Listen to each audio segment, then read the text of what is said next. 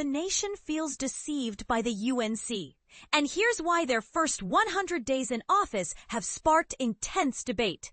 Prime Minister Kamla Persad-Bissessar recently marked the United National Congress, UNC, government's initial 100 days in power. Since then, several members of the opposition have shared sharp critiques about the administration's early performance, citing serious issues in crime rates, economic management, and controversial job cuts within major community programs. Let's break down these concerns from various key opposition figures who spoke candidly to the Sunday Express. Stuart Young, Member of Parliament for Port of Spain St. Anne's West, delivers a tough verdict. Despite the government's efforts to put a positive spin on their progress, tangible achievements remain noticeably absent. He points out that every energy sector success touted by the UNC, whether increased gas or oil production, or new renewable energy initiatives in places like Mento and Manatee, are actually remnants of projects started by the previous People's National Movement, PNM administration. This means the UNC is claiming credit for groundwork laid before they took office. Young also highlights the recent announcement about canceling the Dragon gas deal and the far-fetched promises to secure gas from Grenada, Guyana, and Suriname. He argues these claims demonstrate a deep misunderstanding of the energy landscape, warning of potentially damaging consequences for Trinidad and Tobago. Regarding crime, Young acknowledges reported declines when compared to 2024. But he stresses that this is largely thanks to extraordinary measures, 2 extensive states of emergency declared in 1 year, 2025. Alarmingly, the murder rate actually surged in June and July under this current administration, contradicting the government's optimistic narrative. Another point of contention is the harsh decision to terminate the jobs of countless workers involved in key social initiatives, including the Community-Based Environmental Protection and Enhancement Program, CPEP, the Unemployment Relief Program, URP, and reforestation projects. Young expresses deep concern over the impact on some of the most vulnerable segments of society and casts doubt over the UNC's promises to deliver at least a 10% wage increase, suggesting labor unions were misled. Moving on, Marvin Gonzales, the PNM Chairman and MP for Arouca Lopinot, delivers a stinging rebuke. After 100 days, he claims that the public is wrestling with the realization that the UNC has once again hoaxed the people. The anticipated economic boon, colloquially called manna from heaven, has not appeared. Instead, over 20,000 workers from various programs have been dismissed, throwing many families into financial distress.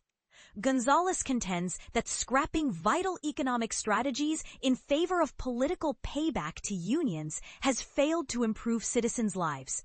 The persistent crime wave remains a critical concern, further exacerbated by alarming statements from the Ministers of Defense and Homeland Security that fuel public fear. Although the Prime Minister makes carefully chosen public appearances, Gonzales accuses her government of being rudderless under the de facto leadership of Deputy Prime Minister Barry Patterath.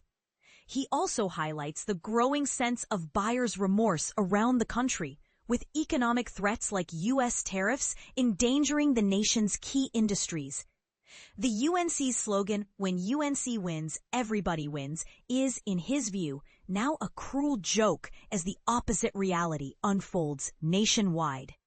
Adding to this portrait of dysfunction, Gonzales claims junior ministers and parliamentary secretaries are essentially being paid without fulfilling meaningful duties, often resorting to social media blogging reminiscent of their pre-government days.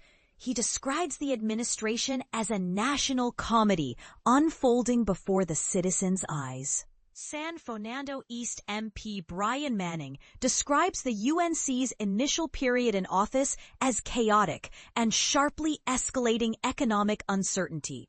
He criticizes the government's continuous borrowing, massive job cuts, and cancellation of crucial revenue-generating initiatives. Manning underscores public anxiety over the government's failure to transparently explain how it intends to meet current financial obligations while trying to honor many expensive campaign promises. Some even deemed outrageous. Senator Faris Al-Rawi, drawing on 15 years of political experience, offers a vivid metaphor. The UNC's first 100 days represent a political bloodbath. Despite a honeymoon period thanks to the PNM's significant electoral losses and a notable number of absent voters, the harsh reality of nearly 50,000 job losses and the resulting hardships cannot be ignored. What's more unsettling is the silence from trade unions, which he suggests have become too cozy with the UNC leadership.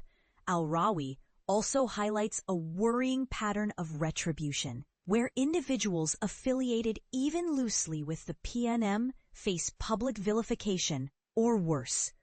This starkly contradicts the UNC's campaign mantra, "When UNC wins, everyone wins," instead suggesting that the color yellow has become seen as a curse. He warns that the UNC has reopened the doors to old loyalists, some with questionable legal histories, potentially jeopardizing the integrity of governance and justice in Trinidad and Tobago. But here's where it gets controversial. Are these criticisms purely political mudslinging, or do they reveal genuine cracks in the UNC's ability to govern effectively? Are the promises of progress just political theater, masking deeper incompetence, or worse? And how much of the opposition's harsh tone is influenced by their own political agendas? We invite readers to weigh in. Do you believe the UNC has truly let the country down in these first 100 days? Or is this backlash exaggerated? Share your thoughts and join the conversation.